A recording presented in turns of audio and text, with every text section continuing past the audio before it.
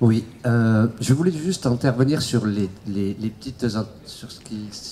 sur les interventions qu'il y a eu auparavant en ce qui concerne les fameux rythmes scolaires.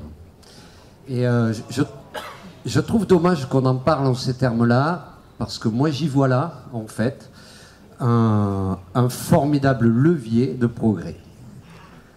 J'y vois un formidable lieu de progrès parce que je suis un militant de l'éducation populaire et que depuis très longtemps, je considère aujourd'hui qu'effectivement l'école joue un rôle essentiel, mais que les conditions de vie aujourd'hui des gens, les conditions culturelles dans lesquelles on fait vivre les gens, que vous avez décrit tout à l'heure, nécessitent aujourd'hui que l'école, en tout cas l'État, développe une nouvelle intervention en termes d'éducation qui ne soit pas l'école, mais qui permette à tous les enfants d'accéder à une culture à travers des nouvelles formes pédagogiques, etc. Et je crois qu'en finançant, lorsque l'État commence à financer ce qu'il se passe en dehors de l'école, dans un cadre aujourd'hui qui est relativement défini, je trouve que c'est un bon levier.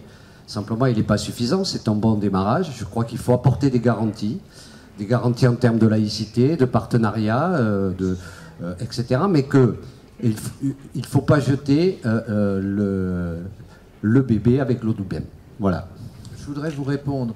Vous avez quand même remarqué que je n'ai pas mis en cause la réforme des rythmes scolaires.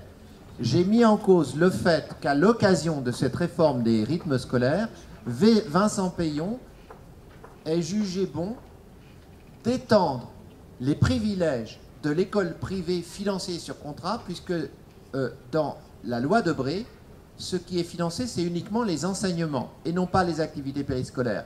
Je trouve dommage, alors que moi je suis partisan de l'abrogation de la loi Debré, que ceux pour lesquels j'ai voté au second tour votent, je le dis, pour que les choses soient claires.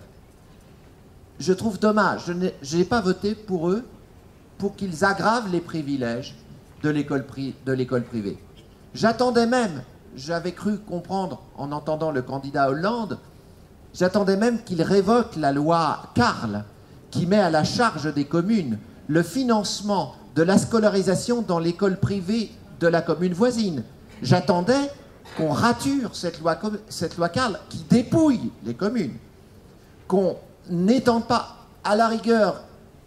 Bon, certains disent que ce ne serait pas réaliste de remettre la loi Debré, d'autres disent que si, ce serait bien. Bon, je ne tranche pas ce débat. Moi, personnellement, je suis pour la remise en question graduelle, conforme à des exigences humaines. On ne peut pas couper le robinet des fonds publics d'un seul coup, mais on peut dire que les écoles privées ont vocation à s'autofinancer et étaler ça sur plusieurs années. Bon, mais on ne va pas entrer dans ce débat.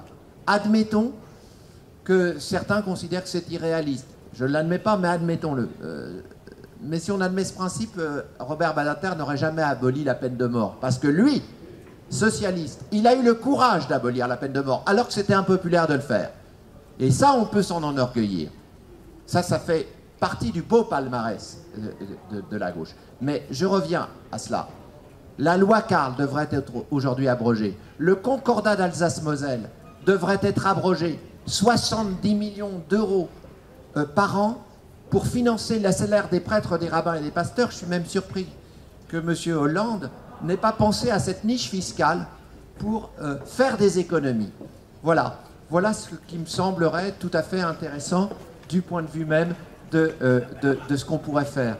Donc, rassurez-vous, moi je ne remets pas en question la loi Payon sur les rythmes scolaires. D'ailleurs, je ne sais pas trop bien quoi en penser. Je crois qu'il y a du pour et du contre. Je ne sais pas trop quoi en penser. Mais admettons que ce soit une bonne réforme.